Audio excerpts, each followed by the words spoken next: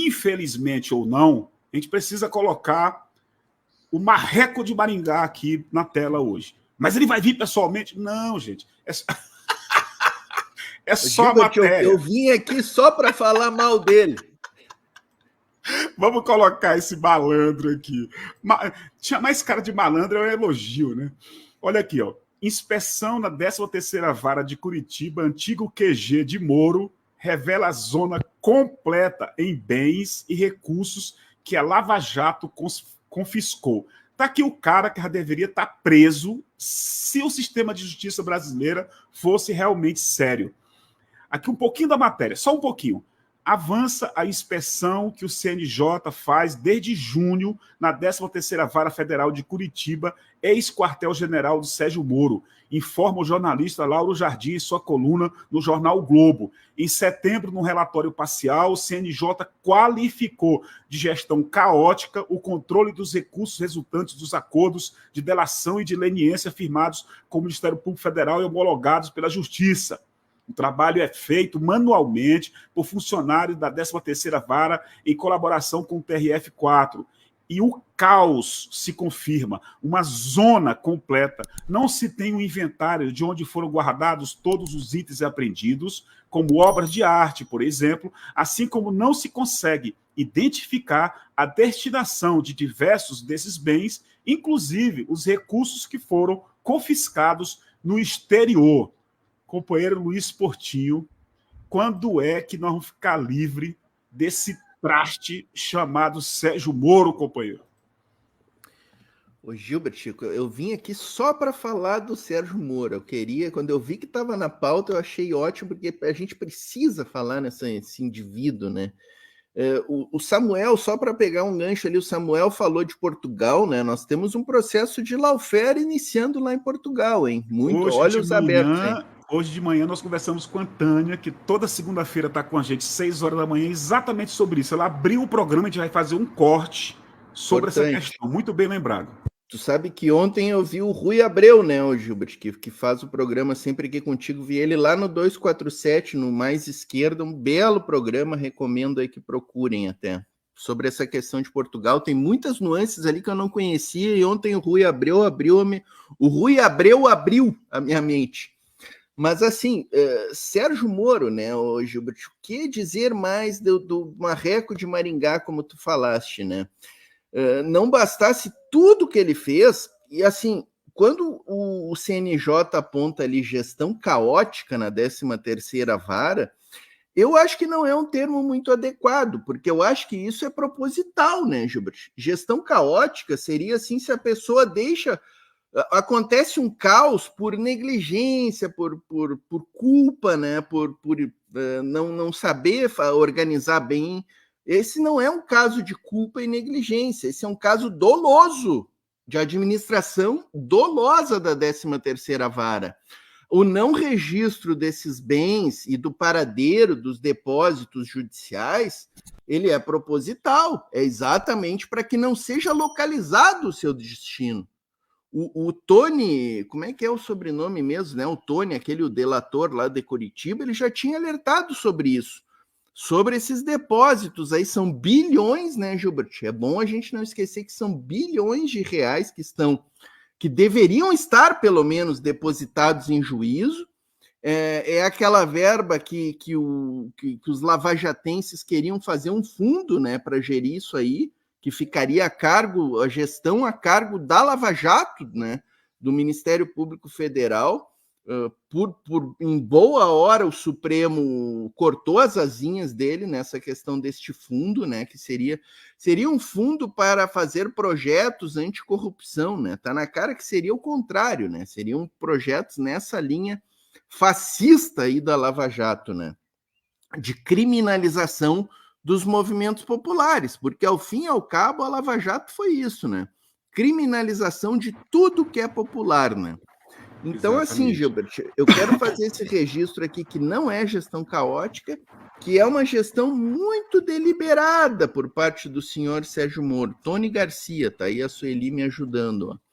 Então, assim, muito deliberada. E agora, Gilbert, que o Moro hoje foi ouvido aí já prestou o seu depoimento, né? E, assim, para o pessoal que acha que o Moro, que o Bolsonaro já deviam estar na cadeia, vamos ter calma, pessoal, porque os processos eles estão tramitando e assim, quem me conhece aqui sabe que eu não sou de passar pano para judiciário e nem ter crenças ilusórias com o poder judiciário, né?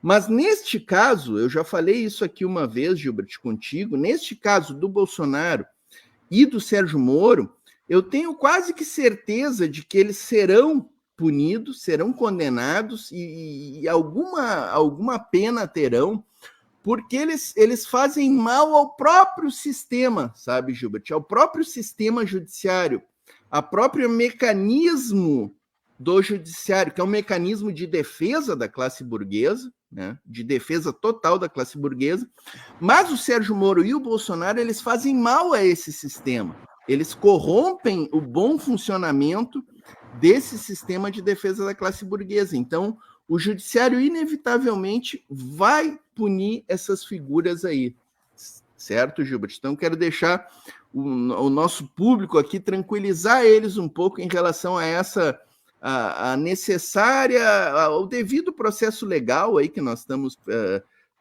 caminhando nesse devido processo legal, né?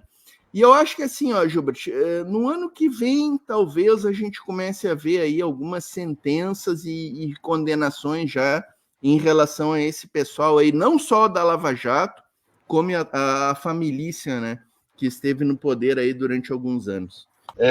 Aqui na minha adolescência, na minha juventude, coitada, eu não sei nem por que o nome dela entrava nessa história. A gente dizia quando pessoas inescrupulosas, bandidas igual o Moro e o Bolsonaro faziam esse tipo de coisa, a gente falava assim, meter a Elza. Porque esses caras, eles são iguais em tudo. Não à toa que o nome da extrema-direita era o Moro. É porque ele não teve densidade eleitoral para ser colocado. Ele tentou, botou o nome ali, roubou o dinheiro do partido lá que ele foi candidato pré-candidato, que ele gastou 7 milhões. Aliás, eles gostam de gastar milhões. E você vê que o modo é o mesmo. Esse que o companheiro colocou não tem não é problema de gestão temerária, não é isso. Eles fizeram para roubar, para sumir, para vender, para fazer igual fizeram com as joias.